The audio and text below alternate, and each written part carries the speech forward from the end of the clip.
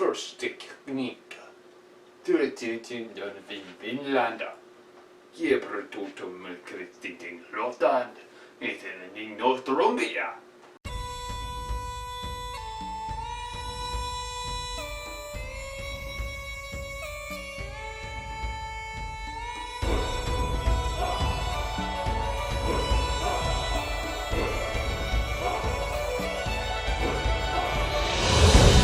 Hi guys, Templar here.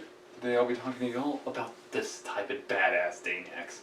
And if you all don't understand what type of language I was speaking, I was technically trying to speak in ancient Scandinavian, in which I think I might have accidentally messed up a couple of words. So yeah, forgive me for that. Anyways, as you all can tell, this is a Dane axe. What type of Dane axe? This is actually based on a famous battlefield in history on the Isle of Gotland, known as the Battle of Visby.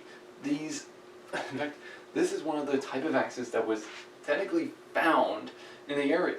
Why was it found in the same where the battlefield was? Well, that's kind of easy, really. All the weapons and armor were buried with the army. In other words, the dead militia that were outside the city were just left there for the crows. In the process, it all stayed there. In fact, it's even been discovered that even heads of the dead are still attached to the mail. In fact, y'all can even go over there and actually see it for yourself. But now, why is this Dane axe? Why did I buy this Dane axe, for example? And I hear you already. But this Dane axe looks a little stupid.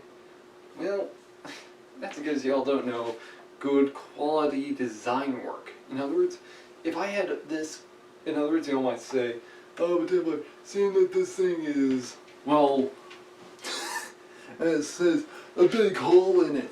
Actually, it's meant to be made this way. Why? It makes it lighter and it also makes it cheaper. So why would I, and as well, it's actually stated to actually make it stronger. Meaning the following reason.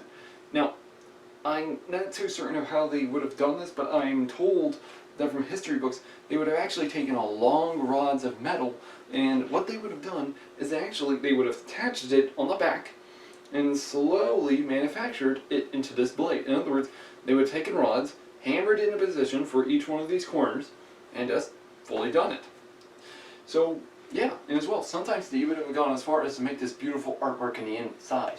So what does this artwork resemble? Well, take a look, it's a Christian cross. So technically, it's a holy war on your ass. In fact, that's what these weapons were used for. Sometimes these were used by the Varangian guards in the Byzantine military. And the reason being, these were effective on the battlefield. In fact, the Scandinavian Rus loved these weapons. The Vikings loved these weapons. And I can see one. I can have power in my strike. I can actually both effectively use this, and as well, I can stop my weapon in the process because it's lighter now. Now, the beautiful part about this is there's also two beautiful designs. One being this piece here. Now I hear you already.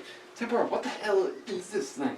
Looks like a manufacturing disorder. Actually, no. They made these for a rigged reason. Why? Well, I'll give you one good guess. See me using my one hand? I can actually pretty much use this more effectively. Now, sorry about that. Now, I hear you already. Templar, why would I want to use one-handed axe when it's a Dane axe? Well, it's like this. Say I'm like in the formations of a great shield wall formation. Here's the thing. I can't use my two-handed axe. So, what I need to use this as technically an effective weapon for clearing a breach. That way I can move in, I can strike, I can get him in, and as well, then I can turn it into a two-handed weapon. I can attack. That's the beautiful part about this. Plus, this back piece also works as another weapon. It works as a spike, a wooden spike, which you don't want to get hit with. It's actually estimated that if you do get hit by one of something like this, you can actually go brain dead for about the next 5 minutes, and that's 5 minutes is all the guy needs is to put you down. Now, it also has this beautiful, hand, what they call the angle grip. Why is it called an angle grip? Well, because of its, angle.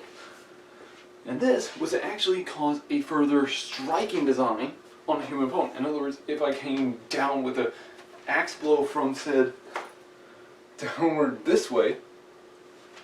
Now look, I'm trying not to hit my own ceiling fan and such.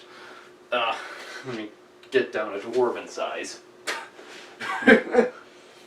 If I was to say, get down like that, here's the thing.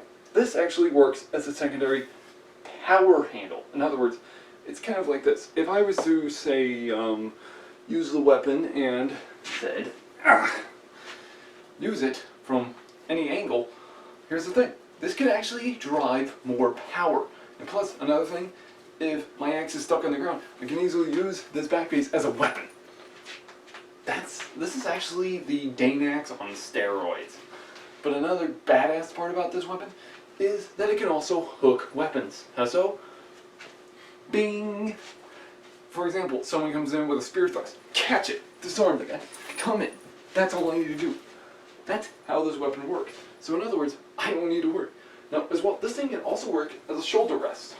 In other words, the back hook can also work as a shoulder rest because if I'm on the battlefield and I have two hands, this measures out my distance. In other words, if I have it over this distance, then that means I'm too far back. If I'm right about here, right at the hook, that means that's where I need to be. But if I go over that, then I'm over. Then technically I might as well just in the process accidentally just kill myself.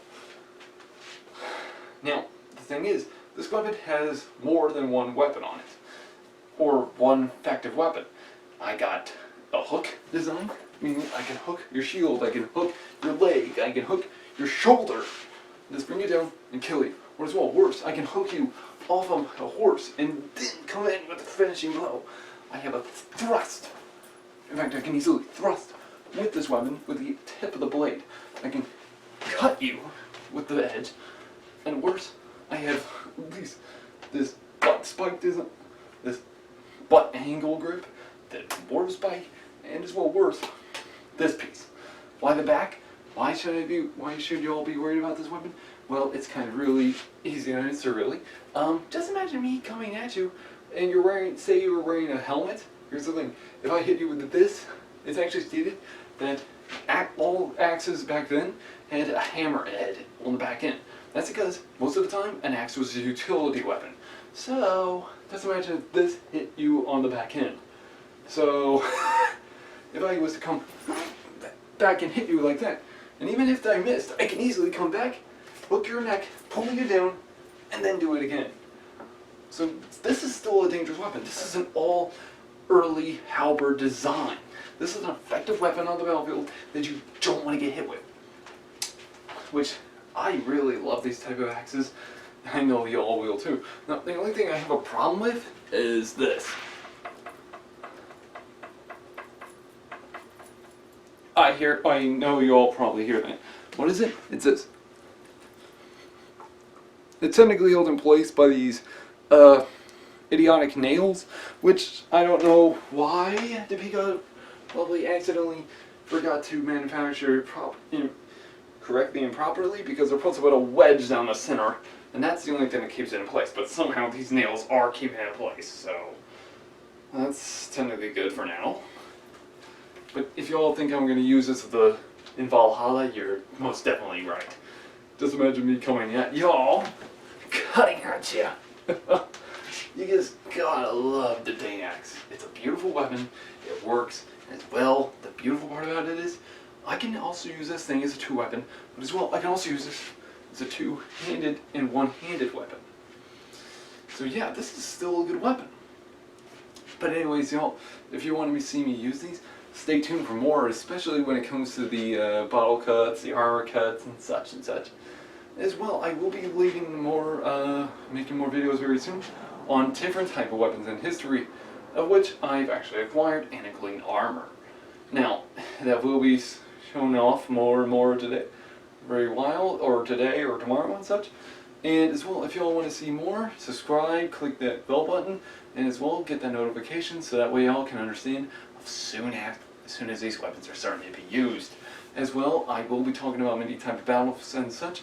As well, I know that one of my viewers has actually even asked me to do a history on the hand cannon. Oh man, he's actually piqued my interest there. But yeah, anyways y'all, I will also be leaving links to this type of weapon, and as well also a link to my Facebook page, so that way y'all can actually take a look more at these type of weapons. Anyways guys, this has been Templar. Hope you found this helpful, and have a great day.